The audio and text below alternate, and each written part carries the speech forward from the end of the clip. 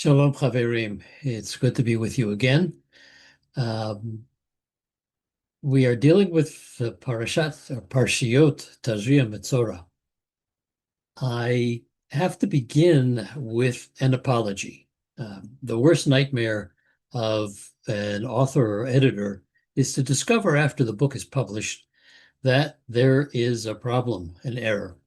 And unfortunately, in Parashat Tazria, there is an error that we can't correct now, but will in the future publications and future um, issues of the book, Divrei Halev.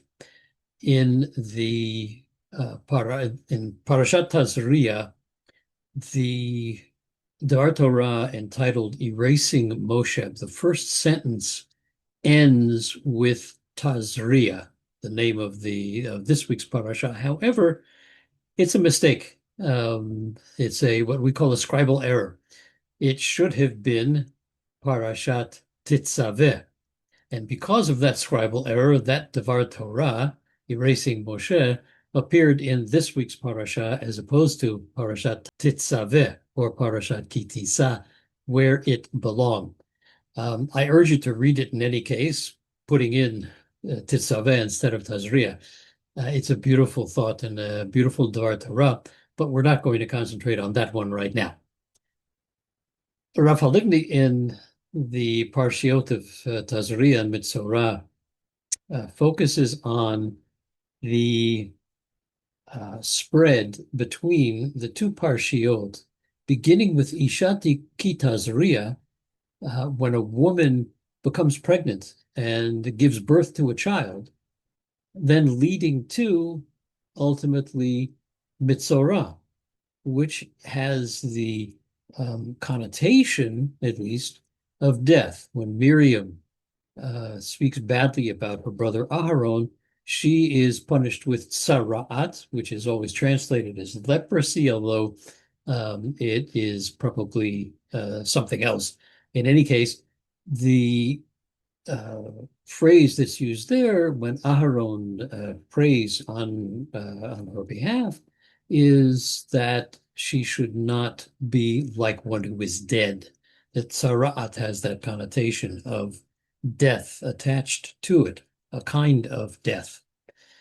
And Rav Halivni points to these two parshiot as brackets of life. Tazria, the happiest moments, and Metzora, the most difficult and painful moments.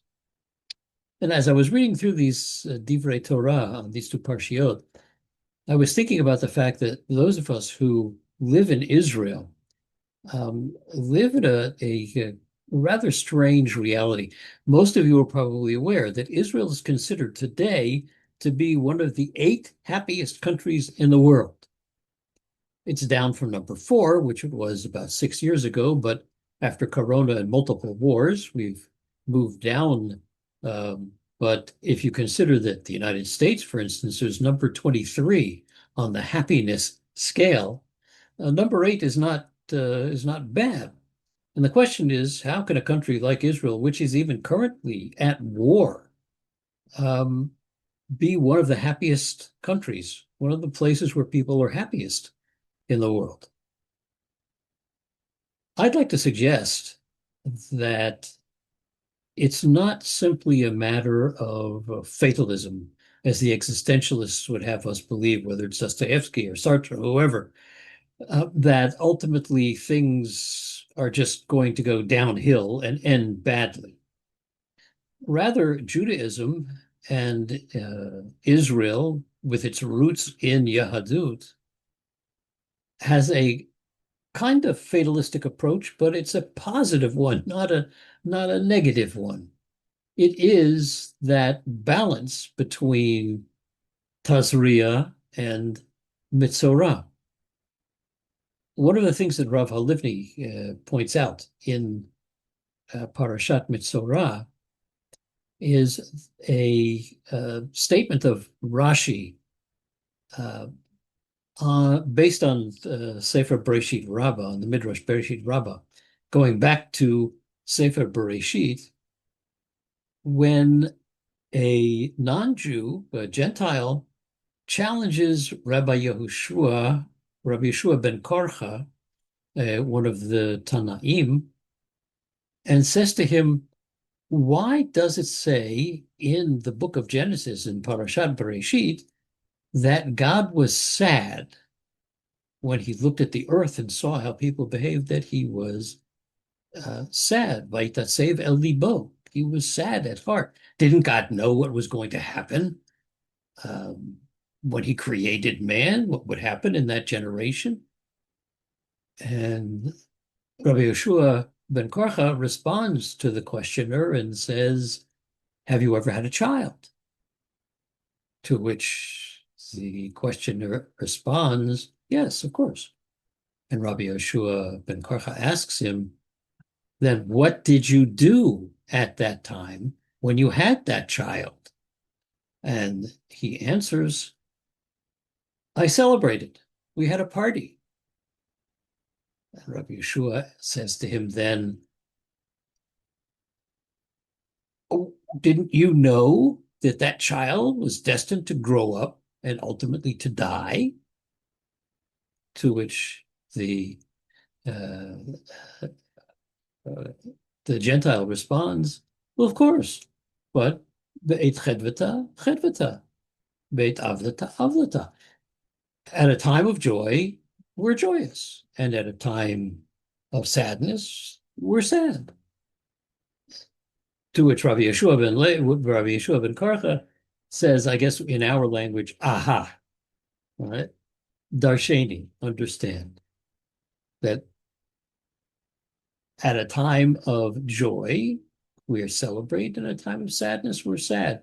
God was sad because he knew what was going to happen, what had been happening with mankind as he had first created him. But he also knew that in the future, there were going to be better times, better people, better Jews. And so everyone survived, the humanity survived the flood precisely because there would be tzaddikim in the future. That's kind of the way Israel lives. We live with sadness. There is no question about it. We're at war, and these are difficult times. But at the same time, we know that in the future, there are times for joy. Beit chedvata, ledvata. There will be a time to celebrate. And indeed, like what happens in Parashat Metzora, and Tazria-Metzora, that the Kohen has to constantly return to the person who has tzara'at, who's been afflicted. The Kohen goes back to him repeatedly to check and see if he's healed, if things have gotten better. We also are look forward to constantly, even times of trouble, look forward to the times of joy. I'm sure some of you saw the video of the weddings that have taken place in underground parking lots here in Israel, in shelters where there have been bar mitzvahs taking place. Because sometimes, even at a time of sadness, there is room to find joy. May we all be blessed to look forward to joyous times, to that chedvata, even in times of difficulty, and may they be far more plentiful than the opposite. V'chei yehi ratzon, and Shabbat Shalom.